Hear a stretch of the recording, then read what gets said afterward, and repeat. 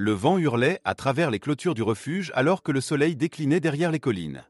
Dans la lumière pâle du soir, le personnel s'apprêtait à fermer les portes quand un crissement de pneus rompit le silence. Une vieille camionnette, cabossée et couverte de boue, s'immobilisa brusquement devant l'entrée. Un homme en descendit précipitamment, le visage blême, les mains tremblantes. Sans un mot, il ouvrit la portière arrière.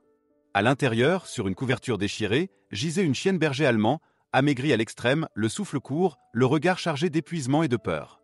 Ses côtes saillaient sous son pelage sale, et dans ses yeux d'ambre brillait une détresse silencieuse, mais aussi une lueur ténue de confiance. « Je l'ai trouvée sur le bord de la route », murmura l'homme. Elle ne bougeait plus. « Je crois qu'elle est enceinte. » Linda, la responsable du refuge, sentit un frisson lui parcourir l'échine. D'un geste vif, elle appela. « Une civière, tout de suite. » Et prévenez le docteur Harris. 2 bénévoles accoururent. Ils soulevèrent l'animal avec précaution, tandis qu'un gémissement faible, presque humain, s'échappait de sa gorge. Dans la salle médicale, l'odeur d'antiseptique emplit bientôt l'air. Le vétérinaire arriva en hâte, encore essoufflé, et se pencha aussitôt sur la nouvelle arrivée. « Doucement, ma belle, chuchota-t-il, posant une main apaisante sur sa tête. Sous la lampe, il observa son ventre gonflé, sa respiration irrégulière, et le verdict tomba d'une voix grave. Elle est gestante à terme. Mais elle est terriblement affaiblie. Elle a dû survivre à des semaines de faim et de peur. Linda hocha la tête, caressant l'aidos tremblant de la chienne. Alors, elle s'appellera Grace. Parce qu'après ce qu'elle a enduré, c'est un miracle qu'elle soit encore là. Autour d'eux, le personnel s'était figé, touché par la douceur de ce moment. La chienne ferma lentement les yeux, et pour la première fois, peut-être depuis des mois, elle s'endormit dans un lieu sûr. Mais cette paix fragile n'allait pas durer. La première nuit fut étrangement silencieuse. Le refuge, habituellement animé par les aboiements et les miaulements familiers, semblait plongé dans une attente inquiète. Grace ne dorm eit plus. Couchée sur sa couverture, la tête entre les pattes, elle fixait la porte avec une intensité troublante. Linda vint plusieurs fois vérifier. « Elle refuse de manger », dit-elle au docteur Harris le matin venu. Pas même une gorgée d'eau. Le vétérinaire s'agenouilla devant la cage. « Grace, tu es en sécurité maintenant. Tu n'as rien à craindre ici. » Mais la chienne ne réagit pas. Ses oreilles frémirent seulement, puis elle émit un grondement sourd, protecteur, dirigé vers le couloir vide. « Elle sent quelque chose », murmura Harris. Soit elle est encore sur la défensive, soit. Il y a autre chose. Le lendemain, son comportement devint encore plus étrange. Elle bloquait l'accès à un coin de sa cage, grognant dès que quelqu'un s'approchait. Elle agit comme si elle protégeait ses petits, dit Mia, une bénévole, alors qu'elle n'a même pas encore mis bas. Cette nuit-là, les caméras de surveillance du refuge se mirent à clignoter, victimes d'une panne d'électricité passagère. Pourtant, la séquence enregistrée fit froid dans le dos. On y voyait Grace, soudain redressée, flairant l'air, la queue raide, le regard fixé sur l'obscurité du couloir. Elle gémit doucement, se colla au barreau et resta ainsi de longues minutes, comme si elle guettait un visiteur invisible. À l'aube suivante, Linda constata que la gamelle d'eau était encore pleine. Elle n'a pas dormi, chuchota-t-elle. Que attend-elle ? Le docteur Harris, plongé dans les analyses de sang, fronça les sourcils. Physiquement, elle va mieux. Mais psychologiquement, quelque chose cloche. Un traumatisme, une peur ancienne. Cette nuit-là, la tempête éclata. Le vent secouait les vitres, la pluie battait les murs du bâtiment, et les éclairs faisaient trembler les ombres dans les cages. La plupart des animaux se recroquevillèrent en silence. Pas Grace. Elle tournait en rond, haletante, les yeux fous d'inquiétude. Linda, surveillant les écrans, vit soudain son agitation. Elle enfila son manteau et courut à la salle médicale. « Grace ? Ma belle, qu'est-ce qui se passe ?» Mais à peine avait-elle ouvert la porte qu'un aboiement éclata, profond, vibrant de douleur. Dr. Harris arriva en courant. Un seul regard lui suffit pour comprendre. « Elle est en train de mettre bas », dit-il d'une voix blanche. Trop tôt. Ils installèrent en hâte des serviettes et du matériel stérile. La chienne, tremblante, chercha du regard un repère, puis se coucha sur le flanc. Linda s'agenouilla à côté d'elle. « C'est fini, ma douce. Tu n'es plus seule. » Mais Grace tremblait, secouée par la peur. Les contractions commencèrent, violentes, et les heures s'étirèrent au rythme de son souffle saccadé. Le tonnerre résonnait dehors, ponctuant ses gémissements. Puis, enfin, un cri, un petit son aigu fragile. Linda se pencha, soulagée. Elle a réussi. Mais le visage du docteur Harris se figea. Son regard se fit confus, presque effrayé. Il souleva le premier nouveau-né avec une serviette, hésitant. « Attendez. La chose dans ses mains n'avait rien d'un chiot. Son pelage était trop sombre, son corps trop lourd, sa forme. Étrange. Un silence glacé s'abattit sur la pièce. Puis un autre petit vint au monde. Et un autre encore. Tous pareils. Aucun ne ressemblait à des chiots. La tempête redoubla dehors, comme si le ciel lui-même partageait leur stupeur. « Docteur ?» Harris échangea un regard blême avec Linda. « Quelque chose ne va pas » murmura-t-il. Grace, haletante, se recroquevilla autour de ses petits, les léchant avec tendresse. Linda, la voix tremblante, demanda. Qu'est-ce qu'elle a mis au monde? Le vétérinaire resta muet. Il observait les petits corps immobiles, étrangement lourds, et la lueur bleutée qui semblait danser sur leurs paupières fermées. « Je ne sais pas, finit-il par dire. Mais une chose est certaine, ce ne sont pas des chiots. » La pièce resta plongée dans un silence oppressant. Seul le souffle irrégulier de Grace troublait l'air. Et dans ce silence naquit une certitude glaciale. Quelque chose d'inimaginable venait de commencer. Le silence pesait sur la salle médicale. Seul le bourdonnement du néon au plafond rappelait que le temps n'avait pas cessé de tourner. Sous la lampe chauffante, les nouveau-nés bougeaient à peine. Leur minuscule poitrine se soulevait lentement, leur respiration lente, presque inquiétante. Linda et le docteur Harris s'étaient figés, incapables de détacher leurs yeux du spectacle. « Sont-ils vivants ?» demanda-t-elle d'une voix blanche. Harris posa son stéthoscope sur l'un d'eux. Après un long silence, il murmura. « Oui. Leurs cœurs battent. Mais beaucoup trop lentement. » Il alluma une petite lampe et observa les petits de plus près. Leurs yeux étaient encore fermés, mais leur peau, sous le pelage gris cendré, semblait parcourue de reflets métalliques. Les oreilles n'étaient pas formées, les pattes trop courtes, les griffes semblables à de fines lames translucides. Rien, absolument rien, ne rappelait un chiot. Grace les couvait de son corps, ses yeux d'ambre lançant des éclairs de défi à quiconque s'approchait trop. Elle les protège, constata Linda, la gorge serrée. Même comme ça. Elle les aime. Harris acquiesca, sans détourna le regard. C'est ce qui rend tout cela encore plus troublant. Il prit une gorgée d'air, cherchant ses mots. Ce n'est pas une malformation. Regarde ces cicatrices au niveau du cou. Parfaitement symétriques. Ça ne peut pas être naturel. Linda écarquilla les yeux. Tu veux dire qu'on les aurait opérés avant même leur naissance, répondit-il d'une voix rauque. C'est une manipulation génétique. J'ai vu quelque chose de semblable autrefois quand je travaillais près du district de recherche. Un silence glacé s'abattit entre eux. Le vent faisait grincer les vitres, comme si la tempête refusait de s'en aller. Linda balbutia. Ces expériences ont été interdites, non? Officiellement, oui, soupira Harris. Mais certaines n'ont jamais disparu. Elles ont simplement changé de nom, de lieu. Ou de cobaye. Il se redressa, jetant un regard vers la chienne. Si je me trompe pas, elle s'est échappée d'un de ses laboratoires. Linda sentit son Estomach es nur. Tu crois qu'ils vont la chercher? Pas tout de suite. Mais s'ils apprennent qu'elle a survécu. Et qu'elle a mis bas. Alors oui. Et ils ne s'arrêteront pas. Au matin, la tempête s'était calmée. Les premiers rayons de soleil filtraient à travers les fenêtres sales du refuge, mais l'air semblait plus lourd qu'avant. Les rumeurs couraient déjà. Les bénévoles murmuraient dans les couloirs. Vous avez vu les petits? On dit qu'ils brillent la nuit. Le docteur Harris ne veut plus qu'on s'en approche. Ce ne sont pas des chiots. Linda tenta de calmer les esprits, mais la peur s'insinuait partout. Même les animaux paraissaient nerveux.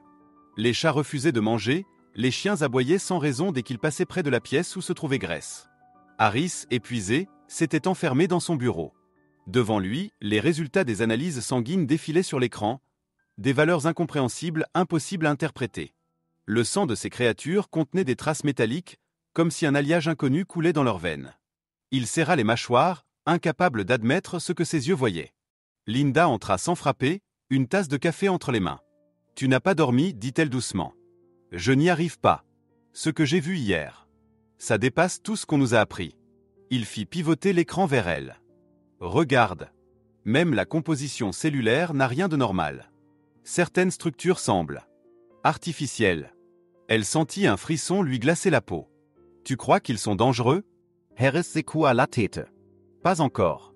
Mais si les laboratoires les ont conçus, c'était pour une raison. Immunité, adaptation, intelligence accrue. Peu importe le but initial, ce n'était pas naturel. Ils se turent un moment. Le tic-tac de l'horloge rythmait leur peur. « Et Grace ?» demanda enfin Linda. Elle va mieux physiquement, mais elle ne dort plus. Elle sent que quelque chose approche. La nuit suivante, le refuge était plongé dans l'obscurité. Seules les lumières de secours illuminaient faiblement le couloir menant à l'aile d'isolement. Harris entra doucement. Grace leva la tête, sans grogner cette fois. Ses yeux brillaient dans la pénombre, pleins d'une vigilance triste. « Tout va bien, ma belle » murmura-t-il. « Je dois juste m'assurer que tes petits respirent correctement. » Il s'accroupit, examina les 6 nouveau-nés. L'un d'eux bougea la tête, laissant échapper un son étrange, un bourdonnement grave, presque harmonique. La surface du verre vibra légèrement. Harris sursauta. Linda. Appela-t-il. Viens voir ça. Elle arriva, le cœur battant. Quand elle s'approcha, le bruit s'arrêta net. Le calme revint, aussi oppressant que le silence d'une tombe.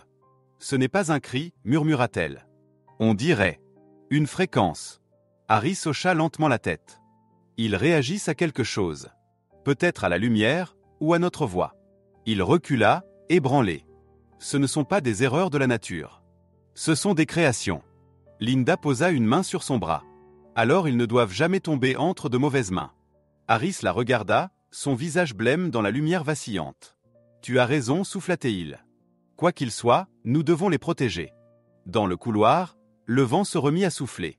Et dehors, derrière la grille du refuge, une silhouette observait en silence, dissimulée par la pluie.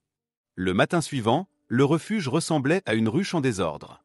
Les bénévoles chuchotaient entre eux, les regards fuyants, les gestes nerveux.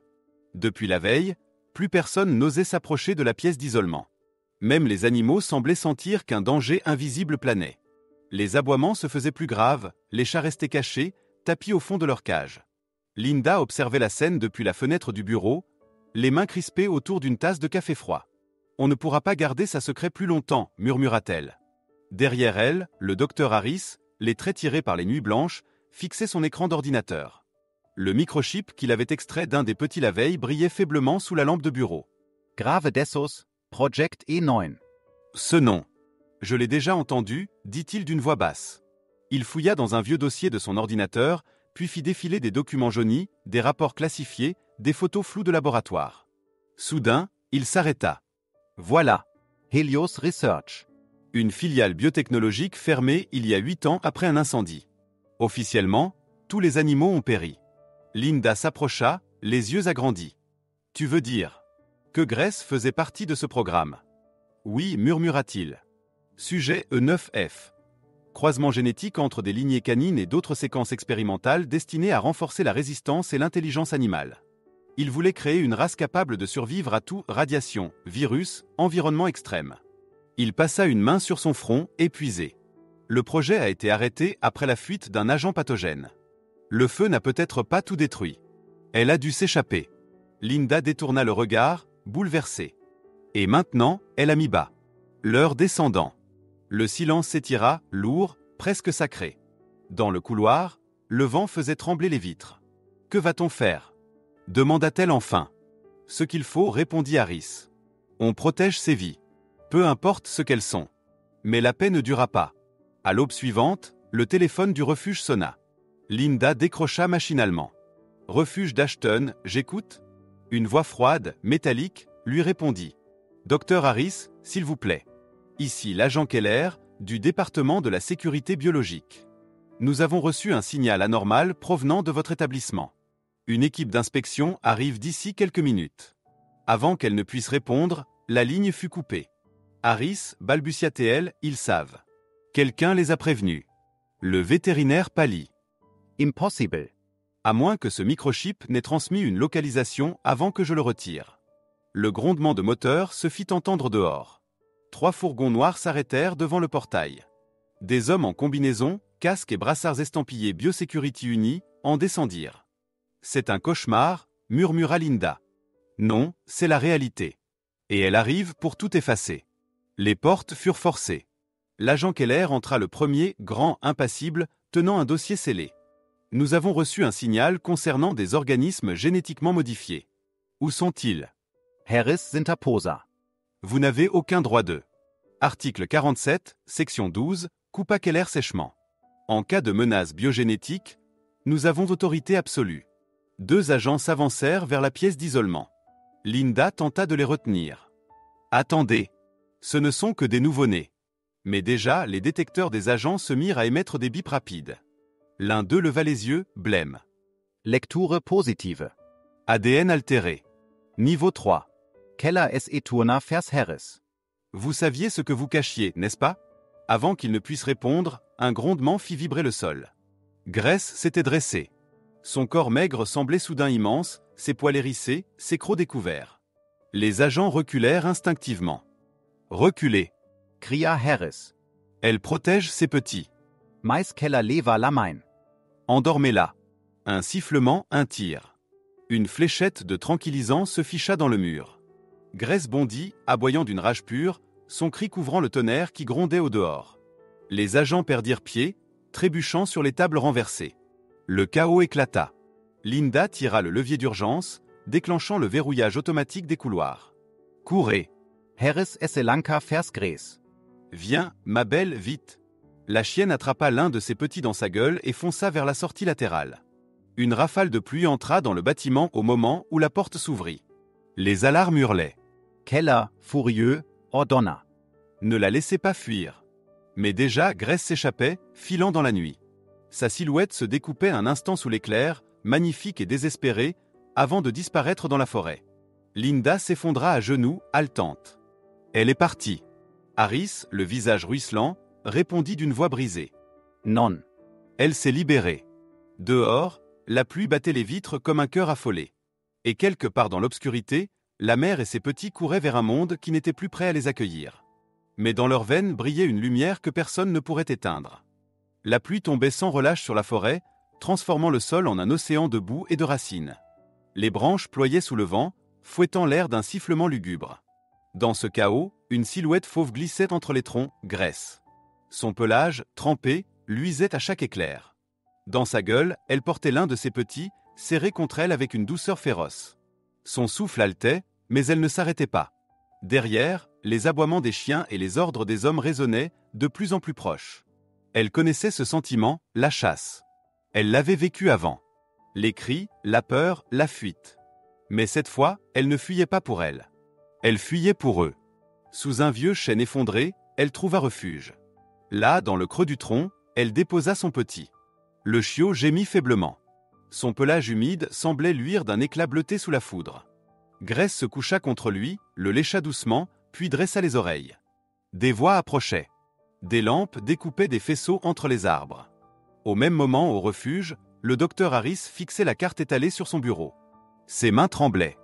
« Elle va suivre la rivière, dit-il. C'est ce qu'un animal blessé ferait pour brouiller sa piste. » Linda prit son manteau. « Alors on la retrouvera avant eux. » Ils s'élancèrent dans la nuit, la pluie battant leur visage. Les pneus de leur vieille Jeep glissaient sur la boue, les phares balayant les troncs détrempés. À chaque tournant, Harris priait pour qu'il ne soit pas trop tard. Dans la forêt, les agents se déployaient en silence. Keller, trempé mais implacable, donnait ses ordres d'une voix sèche. Balayez chaque mètre. Le signal thermique ne peut pas mentir. Elle est ici. Une lampe passa à quelques mètres du vieux chêne. Grace retint son souffle immobile, son museau collé contre le petit. Le bruit de la pluie couvrait son halètement. Le faisceau glissa, hésita, puis s'éloigna. Elle resta figée longtemps après leur départ, le regard perdu dans l'obscurité. Puis un craquement. Une voix. « Grace !» appela doucement Harris. Elle reconnut ce ton. Lentement, elle leva la tête. Le vétérinaire s'avançait, trempé, les mains ouvertes. À ses côtés, Linda tenait une lampe qui tremblotait. « C'est moi, Grace » murmura-t-il. « On est venu t'aider. » La chienne émit un faible gémissement. Ses yeux d'ambre croisèrent les siens. Harris s'accroupit, tendant les bras. Mais derrière lui, un craquement d'armes brisa le silence. Keller et ses hommes venaient d'arriver. « Écartez-vous, docteur !» cria-t-il. Cet animal est porteur d'un code biologique classé. Linda hurla. Ce n'est pas un danger. C'est une mère. Trop tard. UN agent visa. Le coup partit. Le projectile siffla, traversant le vide, et se ficha dans le sol, à quelques centimètres du petit. Grace bondit, aboyant d'une rage sauvage. Les agents reculèrent, pris de panique. Harris interposa, les bras écartés. Arrêtez. Vous allez la tuer. Keller baissa son arme, hésitant. Devant lui, la scène n'avait rien d'une menace. C'était une mère, tremblante, protégeant son enfant sous la pluie. Dans le tumulte, Harris sortit de sa poche la petite puce métallique qu'il avait conservée. Project E9. Il la fixa longuement, puis la lança dans le courant de la rivière. La puce disparut dans un clapotis. « Vous ne trouverez plus rien », dit-il d'une voix brisée. L'expérience est terminée. Keller resta fige. Derrière lui, les agents échangeaient des regards incertains. Laetonere gronda, couvrang les mots de Harris. Laissets les vivre. Un long silence suivit.